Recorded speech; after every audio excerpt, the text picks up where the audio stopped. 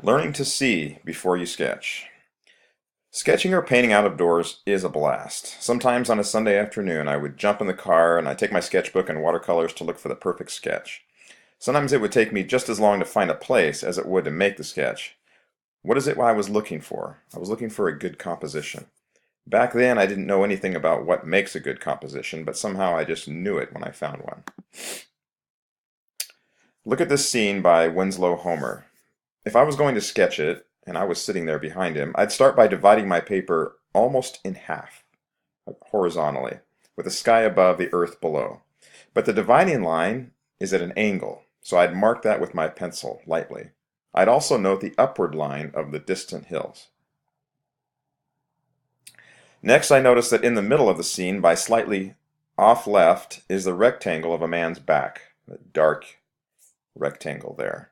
And to the northeast of him, upper right, is an oval shape which is about the same size as his back, which is the umbrella or the parasol. And we're looking at the underneath of it, so it appears also pretty dark. In just a few simple sketches now, I've got the basics for my entire sketch. At this point now, I just have to fill in the details. Here's another Winslow Homer. Look at the scene. How would you divide your paper up?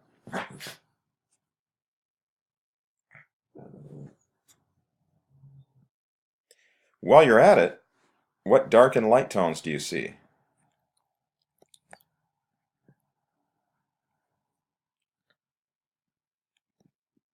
So I began by sketching 3 straight lines in a zigzag formation. Do you see the triangle there on the top left section? That's the clouds. And then there's a triangle in the middle where the tree is. That's the darkest triangle. And then another triangle below that. And finally there's a gold triangle in the lower right. Notice that the gold triangle's left corner is almost the bottom center of my sketchbook, and the top right corner of that golden triangle is right in the middle of the painting on the right side. These are important things to notice. Sketching out of doors requires a little nerve, so it helps to sketch with another person. Now, I've rarely sketched with another person, so I started by sketching in less populated areas. And eventually I felt the confidence to sketch in busy metropolitan areas like this scene here in Barcelona. Before I sketched, though, I spent quite a bit of time just looking at the view in front of me. Looking, trying to get a feel for the place and what I wanted to capture. And here's the final sketch that I was working on, which is dated April 2012. It's always good to date your sketches too. This watercolor sketch took between 2 and 3 hours to sketch and captures that memory for me perfectly. Now, I'm sure there are things about it that aren't correct. Some of the lines aren't correct, some of the proportions are not correct, but it definitely is my impression of that place at that time. And the impression here is what we're after. Here's a sketch I did on location in San Francisco. To do this sketch, I started with basically 2 rectangles. The one on the left there, that yellow one, is almost a square. And that one's larger than the one on the right. Pretty simple. And they were right in the center of the paper. So I got the proportion of the 2 apartments as close as I could. I sketched those out before I did anything else.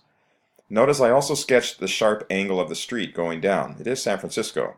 By the way, after sketching this, I later on became friends with one of the guys that lived in the apartment. He came out and gave me a bottle of water because he saw that it was a hot day. Eventually, I even sold him a few prints of this watercolor, some of which he gave to his neighbors. You just never know. Here's a water sketch of a house just down the street from us. To do this sketch, I just had to notice some very basic shapes and proportions. There were hardly any complicated angles to this sketch at all. First off, right in the center and slightly to the left is this very large oval. That is the tree with all the beautiful fall colors. I sketched the oval out first with my pencil. The oval is sitting on 2 rectangles, notice, with the one on the left being a little bit taller and shorter, and the one on the right, being a little taller and shorter length, and the one on the right is shorter and longer. To the right of the oval is the top of a triangle. That's the house. Once you've blocked out the general shapes of your sketch, then you're ready to begin adding up in the details. When you're sketching something in nature, outdoors, like a tree, you want to look for something with an interesting shape, not a tree with just a straight trunk. Look for something like this. Here's a sketch I did over at the bay near the Oakland airport. By occasionally holding the sketchbook up alongside the real scene, you can contrast what you have with the real thing. And as you can see, if you look closely, my sketch is just an impression of the real thing. The angles, the shape of the trunk, aren't perfect at all. Neither are the proportions. Nevertheless, it was my impression of the tree at that particular time. Sketching in a cafe can be very intimidating, especially if you include people. Yet it helps to consider the vanishing points. The sketch is basically a one-point perspective drawing. The vanishing point is at my seated eye level, and the lines of the floor on the right lead to it, as well as the lines on the wooden divider to my left elbow. My wife was sitting at an angle which I made note of with a light pencil mark before I sketched her. The line goes from her chin between her eyes and divides her sunshades and goes down to the table.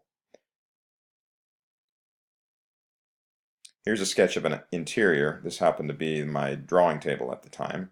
And you can see that there's 3 shelves there. Those lines and the angles of the lines would be important to note if you're going to do this drawing.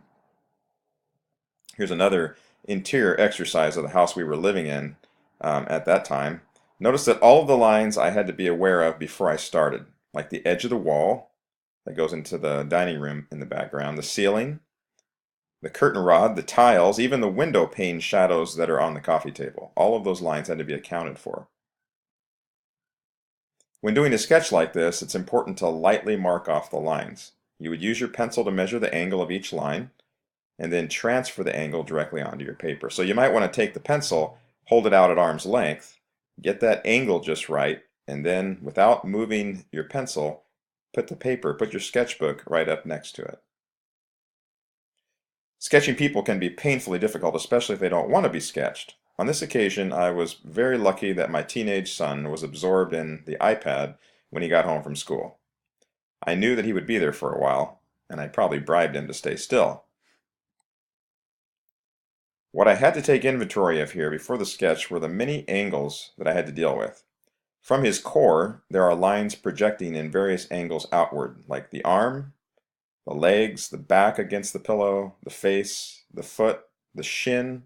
All can be measured with the eye or with the pencil, and then methodically recorded one at a time.